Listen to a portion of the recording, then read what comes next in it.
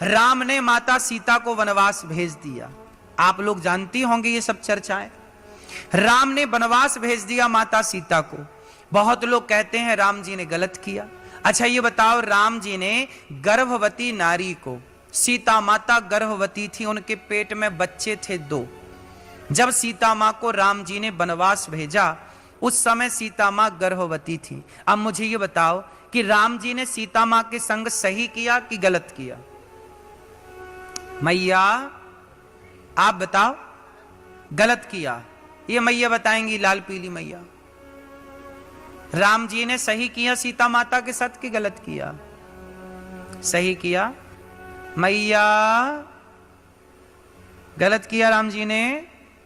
मैया मोबाइल वाली मैया, राम जी ने सही किया कि गलत किया? बोलो मेरी मां। मैया बोलो मेरी मां।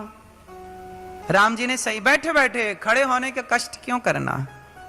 जो पूछें आपको बैठे बैठे जवाब देना है। तो चश्मा वाले भैया गूगल बाबा से पूछने लग गए क्या? ना बताएगा गूगल बाबा। बताओ राम जी ने सही किया कि गलत किया? है बहुत ही गलत किया, बहुत ही गलत। कहां से आवाज आई है बहुत ही गलत? ठीक है। और पीछे वाले भक्त, राम जी ने सीता मां को वनवास भेज दिया, गर्भवती स्त्री को, गर्भावस्था में। सही किया गलत किया? है गलत किया। कितने लोग मानते हैं कि राम जी ने गलत किया? हाथ उठा के। ठीक है। राम जी ने कितना गलत किया बताओ? गर्भवती नारी को वनवास भेज दिया। ऐसा आप लोग कह रहे हैं, हम नहीं कहते ऐसा। राम जी कैसे राजा हैं? राजा तो रावण भी है, लेकिन आज कोई ये थोड़ी कहता है कि रावण जैसा राज्य होना चाहिए। लोग ये कहते हैं कि राम जैसा। किस राज्य की कल्पना है? राम राज्य की। जबकि रावण राज्य की कल्पना क्यों नहीं है? रावण ने तो अपनी पत्नी को वनवास नहीं भेजा, मंदोदरी को, राम जी ने भेजा। अच्छा आप लोग जानते हैं कि राम जी ने वनवास क्यों भेजा सीता माता को? किसके लिए भेजा?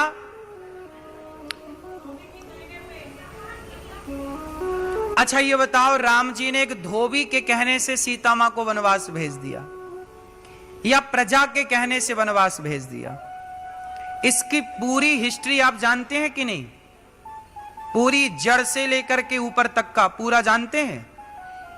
तो आओ पूरा जानते हैं। आप लोग कैसे जज हैं?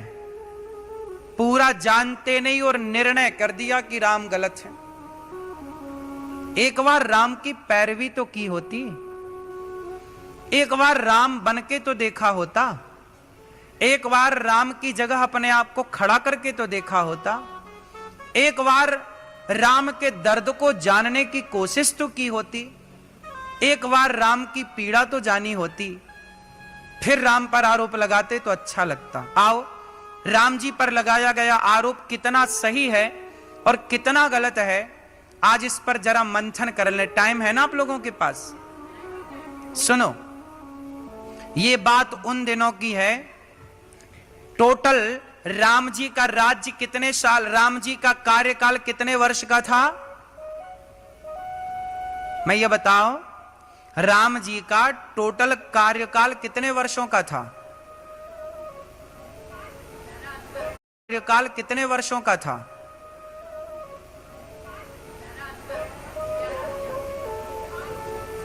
13,000 वर्षों का। कितने हजार वर्षों का? राम जी का टोटल कार्यकाल था 13,000 वर्षों का। लेकिन जो ये घटना घटी ये 11,000 वर्ष के बाद घटी। सीता मां का वनवास कब हुआ था? राम जी जब 14 वर्ष का वनवास पूरा करके राम जी आए, राम जी ने जब रावण को मारा उस समय राम जी की आयु लगभग 27 वर्ष की थी। राम जी का वनवास पूरा हो गया, उसके बाद राम जी सीता मां के साथ 11,000 साल तक साथ में थे। कितने हजार? 11,000 वर्षों तक साथ में थे। कितने हजार वर्षों तक? सीता और राम जी 11,000 वर्षों तक साथ में थे। केवल 2,000 वर्षों तक अकेले राम जी रहे, सीता मां जा चुकी थी। अब ये कहानी 11,000 वर्षों के बाद स्टार्ट होती है। कहां से स्टार्ट हुई, क्यों स्टार्ट हुई, किसकी गलती थी, आओ पूरी जड़ से इस पूरी वारदात को समझते हैं। हुआ क्या था कि 11,000 वर्ष पूरे होने में कुछ वर्ष बाकी थे। 11,000 वर्ष पूरे होने में आप ये मान लो कि 15 साल 12 साल बाकी थे। उस समय की एक घटना है। सीता मां ने राम को पहली खुशखबरी दी। एक दिन सीता मां प्रसन्न चित्त से राम के पास गई। राम के हाथों को अपने हाथों में रखकर माता सीता ने कहा, प्रभु आज मैं आपसे कुछ कहना चाहती हूं। हाँ हाँ सीते कहो, क्या कहना है अपने राम से। सरयू का किनारा था, कल कल करके सरयू जी की धारा बह रही थी। राम जी सीता मां को देख रहे हैं, सीता जी राम को देख रही हैं। झरोखे से, झरोखे में खड़े होकर, महलों में झरोखे होते हैं जिसे आज के जमाने में खिड़की कहते हैं, विंडो कहते हैं। राम जी वहां खड़े हैं सीता की ओर। राम ने सीता का हाथ अपने हाथ में रख के कहा, सीता तुम कुछ कहना चाहती हो, सीते कहो। प्रभु आप पिता बनने वाले हैं। अच्छा मैं पिता बनने वाला हूं, ये तो बहुत अच्छी खबर। तुरंत राम जी ने मिठाई सीता मां के मुख में दी, कहा अपना मुंह मीठा करो, तुमने हमें बहुत बड़ी खुशखबरी दी। इस रघुवंश को आगे बढ़ाने वाला अब वंशज पैदा होगा। सीता बताओ, मैं बहुत खुश हूं, तुम मेरे से कुछ मांग लो। सीता मैया ने कहा कि प्रभु मैं जो मांगूंगी आप देंगे। हाँ हाँ, रघुकुल रीत सदा चली आई, प्राण जाए पर तुम कुछ मांग लो। आज तुमने ये खबर दी ना कि तुम मां बनने वाली और मैं पिता बनने वाला हूं, मैं बहुत खुश हूं, तुम कुछ मांग लो। सीता मां ने कहा, प्रभु मेरी इच्छा है कि जो मेरे बच्चे हों वो इस अयोध्या में ना हो। क्यों? प्रभु ये राजाओं का राजभवन है, इस राजसी राजभवन में कहीं हमारे बच्चे कमजोर ना हो जाए, बिगड़ ना जाए, कहीं इस राज सत्ता के आदि होकर के कहीं वो गलत राह पर ना चले जाएं। क्योंकि जो जितना बड़ा होता है उसकी जिम्मेदारी उतनी ज्यादा बनती है कि आप अपने बच्चों को उतना बढ़िया तैयार करें। अरे सामान्य आदमी का बच्चा शराब पिए, चोरी करे, गलत काम करे तो चलता है, पर समाज में एक प्रतिष्ठित व्यक्ति का बच्चा गलत करता है तो पूरे समाज में उसकी थू थू हो जाती है। आपकी सबसे बड़ी संपत्ति बैंक बैलेंस नहीं है, आपकी सबसे बड़ी संपत्ति आपकी संतान है, आपके बच्चे हैं। आपके बच्चे क्या करते हैं ये बहुत मायने रखता है, हाँ या ना। तो राम के बच्चे क्या करेंगे ये तो बहुत बड़ी बात बनेगी ना आगे चल के। तो सीता मां को डर था कहीं इस राजसी राजभवन में हमारे बच्चे बिगड़ ना जाएं। तो सीता आप क्या चाहती हैं? मैं चाहती हूं कि अच्छा राम सीता मां को पता, अच्छा ये बताओ राम जी को पढ़ाया किसने था? बोलो। भगवान राम को वेदों की शिक्षा किसने दी? श्री वशिष्ठ जी ने। राम जी को अस्त्र शस्त्र की विद्या किसने पढ़ाई? विश्वामित्र जी ने। वशिष्ठ जी ने भी राम को अस्त्र शस्त्र चलाने सिखाए, पर जो दिव्यास्त्र थे वो दिव्यास्त्र राम जी को किसने दिए थे? विश्वामित्र जी ने। तो सीता मैया ये जानती थी कि सारी शिक्षाएं, सारे अस्त्र शस्त्र तो संतों के पास है। इस अयोध्या में है क्या? इन बच्चों को पढ़ाएगा कौन? तो सीता मां बोली कि मुझे संतों के कुटिया पर अपने बच्चों को जन्म देना है, ताकि संतों वाले संस्कार मेरे बच्चों में जन्म से आए। ये इच्छा किसकी थी? हां, ये वाल्मीकि रामायण में लिखा है। कहां लिखा है? कहां लिखा है?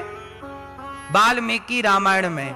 तो अब मुझे आप लोग ये बताओ कि जो महर्षि किन के आश्रम में माता सीता रही? महर्षि वाल्मीकि, वो वाल्मीकि जिन्हें वेदों का भी ज्ञान था और शस्त्रों का इतना बढ़िया ज्ञान था कि लवकुश को कम उम्र में इतना पढ़ा लिखा के मेधावी बना दिया कि लक्ष्मण जी पानी मांग गए, भरत जी मूर्छित हो गए। हाँ या ना? इतना। तो सीता मां ने कहा कि मुझे संतों की कुटिया में जाना है और अपने बच्चों को वहां जन्म देना है, ताकि संस्कार किसके आए? अब सीता मां ने ये मांग लिया राम जी से वचन, पहला। अब दूसरी बात पर चलते हैं। उसी समय एक धोबी की पत्नी, जो कि अयोध्या में किसी के घर काम करती थी, आज उसका, जब वो वापस अपने घर आ रही थी तो उसका घर सरयू के उस पार था। पानी बरसने लगा तो वो रात केवट की कुटिया पर वो धोबी की पत्नी रुक गई। धोबी की पत्नी केवट की पत्नी के साथ रात को रुकी कि बहन, क्या आज हम तुम्हारे घर रुक जाएं, क्योंकि पानी बरस रहा है, रात को नाव चलेगी नहीं और पानी ज्यादा है। सवेरा हुआ तो धोबी की पत्नी घर गई। पति ने पूछा धोबी भाई साहब ने, क्यों, कहां थी? बोले मैं तो भाई साहब के घर थी, वहां रुक गई, पानी ज्यादा था। अरे हम कैसे माने कि तुम उसके घर थी? तुम और कहीं थी, या तुम उसके पुरुष के साथ थी। अब तो लांछन लगाया। बोले हम तुझे स्वीकार नहीं करते। मैं कोई राम थोड़ी हूं कि रावण के घर सीता रहे और राम ने स्वीकार कर लिया। ये बात है 11,000 साल बाद की। कितने हजार साल बाद की? धोबी ने जब ये बात कही तो पूरी बात हवा की तरह पूरे अयोध्या में फैली। ये बात सीता मां के कानों में आई, ये बात राम के कानों में आई। अब राम और सीता दोनों विचार करते हैं क्या करें। प्रजा का दबाव था कि अब सीता को हम स्वीकार नहीं करेंगे महारानी के रूप में। रावण के यहां रहकर आई, पता नहीं शुद्ध है कि अशुद्ध है। तो कुछ लोगों ने कहा नहीं नहीं, उन्होंने अग्नि परीक्षा तो दी थी। बोले हम लोगों ने छोड़ी देखी है भाई, उन्होंने वहां दी थी लंका में, हमने छोड़ी देखी। अयोध्या में दें तो हम जाने। अब लो भैया ऐसी बातें उठने लग गई। फिर क्या हुआ? अब मुझे यहां पर कुछ सवाल आप लोगों से करने हैं। वो सवाल ये है कि धोबी ने सीता मां पर लांछन लगा दिया, तो राम जी चाहते तो धोबी को मरवा देते ना। ए धोबी यहां जा, तूने मेरी पत्नी पर यह लांछन क्यों लगाया? मैं तुझे मृत्यु दंड देता हूं। राम जी राजा थे, चाहते तो मृत्यु दंड देते। क्यों जी, दे सकते थे कि नहीं? मैया, यदि राम जी ने धोबी को मृत्यु दंड दे दिया और धोबी मर गया तो कहने वाला ही मर जाता। अच्छा, कहने वाला मर जाता तो फिर सीता मां को वनवास ना जाना पड़ता। तो क्या यह समाधान सही था? उत्तर दो। यदि राम जी धोबी को मरवा देते तो ये आरोप सीता मां पर जो लगा था वो आरोप सिद्ध हो जाता। अभी तक तो यह आरोप था सीता मां पर। फिर लोगों को लगा अच्छा राम जी ने धोबी को मरवा दिया, सीता मां गलत होंगी तब तो मरवाया। फिर सीता माता पर लगा आरोप क्या हो जाता? सच हो जाता, सिद्ध हो जाता। इसलिए धोबी को मरवाया नहीं। क्यों मरवाएं? आपकी स्वतंत्रता, कुछ भी कहिए। अब पूरी प्रजा ने जब कहा तो फिर सीता मां कह ही चुकी थी मुझे कुटिया में संतों की जाना है, और राम के सामने प्रजा का दबाव है। अब यहां एक बात बताइए कि राजा कौन सा अच्छा होता है, जो परिवार की बात सुने या प्रजा की बात सुने? उस समय राम केवल पति नहीं है सीता माता के, उस समय राम जी क्या है? अयोध्या के। और राजा का धर्म है कि वो प्रजा की बात सुने, ना कि परिवार की। क्यों जी, बात सही है? यदि राम जी केवल पति होते तो ये बिल्कुल बात सिद्ध थी कि किसी के कहने से आप अपनी पत्नी को थोड़ी निकालते हैं। लेकिन ये बात आप लोगों के लिए लागू है क्योंकि आप राजा नहीं हैं। लेकिन आप राजा होते, आप दुबई के राजा होते, आप भारत के राजा होते, तो आप पर पूरी प्रजा का दबाव होता कि नहीं? और उस समय आप प्रजा की बात ना मानते तो आप पे आरोप क्या लगता कि आप तो परिवारवाद हैं, देखो परिवार की सुनते हैं, आपको प्रजा से कोई लेना देना। तो राम राजा है, तो राजा का कर्तव्य क्या है? किसकी बात सुने? बोलो। तो राम ने प्रजा की बात सुनी और प्रजा की खुशी के लिए राम को सीता मां पर कोई संदेह होता तो 11,000 साल तक साथ में क्यों रहते? उसी दिन ना निकाल देते जिस दिन रावण के घर से सीता माता आई? बोलो हाँ या ना? उसी दिन निकाल देते ना। लेकिन राम जी इतने दिन साथ में रखे और सीता मां गर्भवती हुई, इसका मतलब राम जी के भीतर सीता मां के प्रति कोई ये भावना नहीं है कि तुम गलत हो। ये भावना समाज के भीतर आई, लोगों के भीतर आई। इससे सिद्ध ये होता है कि दुनिया ने आपके अवगुण ही नहीं, हमारे अवगुण ही नहीं, दुनिया का काम है अवगुण देखना। और उन्होंने तो जगत जननी जगदम्बा का अवगुण भी देख लिया, माता सीता का। माता सीता को भी अवगुण की दृष्टि से देखते हैं, उनमें भी दोष देखते हैं। हाँ या ना? जब ये दुनिया सीता मां पर दोष देखती है, राम पर दोष देखती है, तो हमारे और आपके कोई दोष देखे इसमें आश्चर्य क्या है? दुनिया ने तो कहने से सीता मां को नहीं छोड़ा, राम को नहीं छोड़ा, तो हमें और आपको कोई छोड़ेगा? इसलिए लोग क्या कहते हैं कहने दो, आप अच्छा कार्य करते रहो बस। लोग तो तब भी कहते हैं जब आप गलत होते हैं, और लोग तो तब भी कहते हैं जब आप सही होते हैं। क्यों जी, बात सही है? आप गलत होते हैं तो कहने वाले कम होते हैं, आप सही होते हैं तो कहने वाले। यह बात सही है कि गलत है? इसलिए परवाह ना करो लोगों की, लोगों के चक्कर में पड़ोगे कुछ ना कर पाओगे। लोग क्या कहते हैं? लोग तो पैदा ही हुए हैं कुछ कहने के लिए। ये खाए बिना रह सकते हैं पर कहे बिना नहीं रह, इसलिए परवाह ना किया करो। सीता मां की ये घटना, राम जी की ये घटना सिखाती है कि लोगों की परवाह, लेकिन राम को परवाह करनी पड़ी क्योंकि राम हाँ, हम लोग परवाह क्यों करें? हम राजा थोड़ी हैं। आप कहते रहिए जो कहना है। क्यों मेरी मां? परवाह तो राम को करनी ही थी। क्यों जी, बात सही है? तो राम जी ने लक्ष्मण जी को आदेश दिया, सीता मां को बिठाओ रथ पर और सीधा ले जाओ महर्षि वाल्मीकि जी के आश्रम में छोड़ करके आओ। सीता मां का वनवास हुआ। अब मैं आप लोगों से जानना चाहता हूं कि इसमें राम की गलती कहां है? उत्तर दो। मैया, आप तो कह रही थी कि राम ने गलत किया। गलत है? हैं? क्या कहां गलती है राम की, बताओ। हैं? कहां गलती है? वाल्मीकि के आश्रम में खुद भी रहता था। कौन रहता था? अरे राम के लिए ऐसा ना बोलो मेरी मां, खुद भी रहता था। कोई तुम्हारे नौकर है राम जी? तुम तो ऐसा बोल रही हो खुद रहता था राम, नौकरों टाइप की भाषा प्रयोग कर रही हो राम जी के लिए। राम रहते थे ऐसा कहो। रहता था क्या होता है? अकेले नहीं छोड़ा। राम जी 14 साल जब वनवास गए तो उस दौरान राम जी महर्षि वाल्मीकि जी के आश्रम में भी गए थे। और राम जी तो जानते थे कि क्या होने वाला है।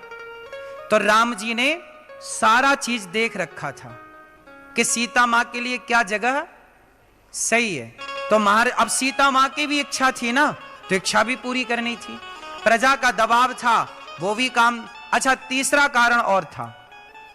तीसरा कारण यह था कि जब रावण को राम जी ने मारा तो दशरथ जी मिलने आए राम से, और दशरथ जी ने कहा कि राम, तुमने रावण को मारकर मर्यादा का पालन किया, पिता की आज्ञा का पालन किया। पुत्र, मैं तुम्हें कुछ देना चाहता हूं। राम जी से दशरथ जी ने बोला कि बेटा मैं तुम्हें कुछ देना चाहता हूं। राम जी बोले पिताजी आप क्या देना चाहते हैं? तो दशरथ जी बोले बेटा अभी मेरी 2000 साल उम्र बाकी थी।